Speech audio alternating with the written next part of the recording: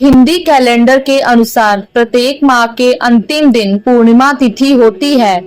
अभी चैत्र का महीना चल रहा है और इस माह आने वाली पूर्णिमा को चैत्र पूर्णिमा के नाम से जाना जाता है। पूर्णिमा के दिन पवित्र नदियों में स्नान, दान व व्रत का विशेष महत्व माना गया है। कहते हैं कि जो लोग पूर्णिमा का व्रत करते हैं उन पर हमेशा माँ लक्ष्मी की कृपा बनी रहती है। व्रत के दौरान सत्यनारायण भगवान का पूजन किया जाता है और फिर कथा भी सुनी जाती है। पूर्णिमा व्रत कथा। काशीपुर नगर के एक गरीब ब्राह्मण को भिक्षा मांगते देखकर भगवान विष्णु जी ने स्वयं ही एक बूढ़े ब्राह्मण के रूप में उस निर्धन ब्राह्मण के पास गए और कहने लगे, हे विप्रे, श्री सत्यनारायण भगवान मनोवांछित फल देने वाले हैं। तुम उनका व्रत पूजन करो, जिसे करने से मनुष्य सब प्रकार के दुखों से मुक्त हो जाता है। इस व्रत में उपवास का भी अपना महत्व है, किंतु उपवास से मात्र भोजन ना लेना ही नहीं समझना चाहिए। उपवास के समय हृदय में ये धारणा होनी चाहिए कि आज श्री सत्यनारायण भगवान हमारे पास ही विराजमान है। अतः अंदर व बाहर शुचिता बनाए रखनी चाहिए और श्रद्धा विश्वास पूर्वक भगवान का पूजन कर उनकी मंगलमयी कथा का श्रवण भी करना चाहिए। श्री सत्यनारायण की कथा बताती है कि व्रत पूजन करने में मानव मात्र का समान अधिकार है, चाहे वे निर्धन, धनवान, राजा हो या व्यवसायी, ब्राह्मण हो या अन्य वर्ग, स्त्री हो या पुरुष। यही स्पष्ट करने के लिए इस कथा में निर्धन ब्राह्मण, गरीब लकड़हारा, राजा उल्कामुख, धनवान व्यवसायी, साधु वैश्य, उसकी पत्नी लीलावती, पुत्री कलावती, राजा तुंगध्वज एवं गोपगणों की कथा का समावेश किया गया है।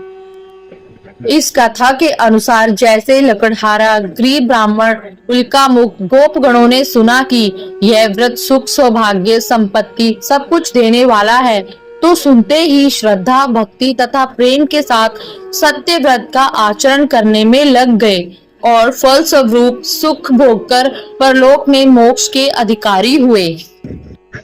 एक साधु वैश्य ने भी यही प्रसंग राजा उल्कामुख से सुना, किंतु उसका विश्वास अधूरा था और श्रद्धा में कमी होने के कारण उसने मन में प्रण लिया कि संतान प्राप्ति पर सत्य व्रत पूजन करूंगा। समय बीतने पर उसके घर एक सुंदर कन्या ने जन्म लिया।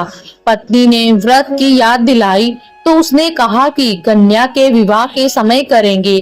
समय आने पर कन्या का विवाह भी हो गया, किंतु उस वैश्य ने व्रत नहीं किया। सभी वह अपने दामाद को लेकर व्यापार के लिए चला गया।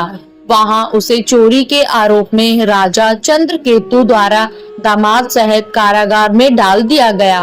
उसके अपने घर में भी चोरी हो गई। पत्नी लीलावती और पुत्री कलावती भिक्षावृत्ति के लिए विवश हो गई।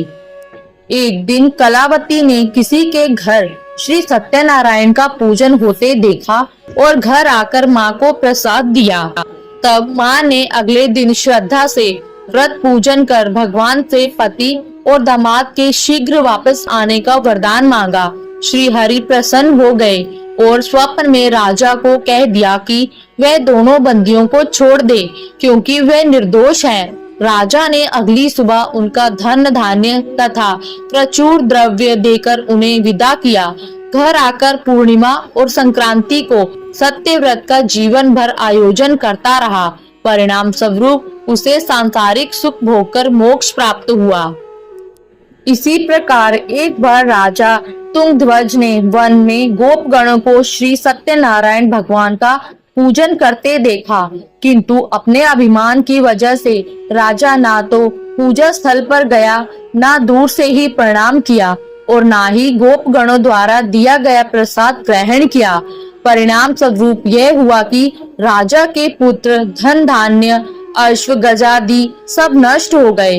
राजा को फिर ये आभास हुआ कि विपत्ति का कारण सत्यदेव भगवान का निरादर है। तब उसे बहुत पश्चाताप हुआ। वह तुरंत वन में गया और गोपगणों को बुलाकर उनसे सत्यनारायण भगवान की पूजा विधि पूछी और बाद में पूजा भी की। फिर उसने प्रसाद ग्रहण किया तथा घर आ गया। उसने देखा कि विपत्ति टल गई और उसकी सारी धन संपत्ति सुरक्षित हो गए। राजा प्रसन्नता से भर गया और अपना सर्व भगवान को अर्पित कर दिया। धन्यवाद।